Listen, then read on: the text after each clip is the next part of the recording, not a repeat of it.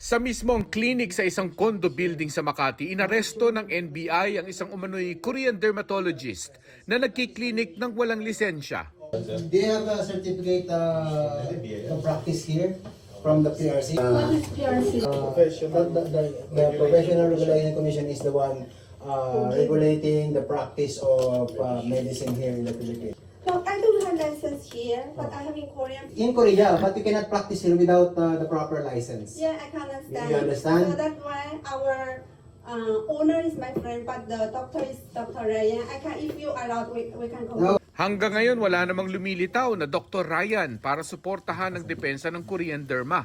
Where is Dr. Ryan? He is not around, so you should not perform any procedure here. You're using Dr. Ryan's name, but you are performing medical procedure without his presence. That is violation of our medical act. May inabutan pang pasyente sa klinik ang NBI na tila na-injection na ng gamot na may Korean letters.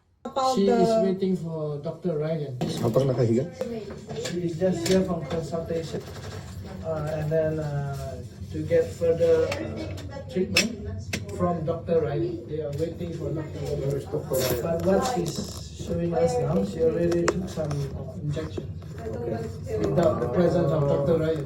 That's against the law. May mga nakadisplay na permits at certificates para sa operasyon ng Derma Clinic. Pero ang license to practice ng Korean doctor ang issue. She is not licensed to practice her profession here in the Philippines. Ayaw nang magbigay ng pahayag sa media ng Korean Derma habang nakahold siya sa NBI headquarters, kasama ang mga nakumpiska sa kanyang mga medical equipment. Sa kasong ito, may paalala ang NBI sa mga mahilig magpaderma sa kung saan-saan lang. Pagka nakita yung dermatologist o yung practitioner foreigner, ang timano, ang isip ng mga kababayan natin magaling to, mahusay ito. But then, yun, ingat sila, lalo na kung foreigner, kailangan see to it na merong license talaga. Para sa GMA Integrated News, Mark Salazar, nakatutok 24 oras.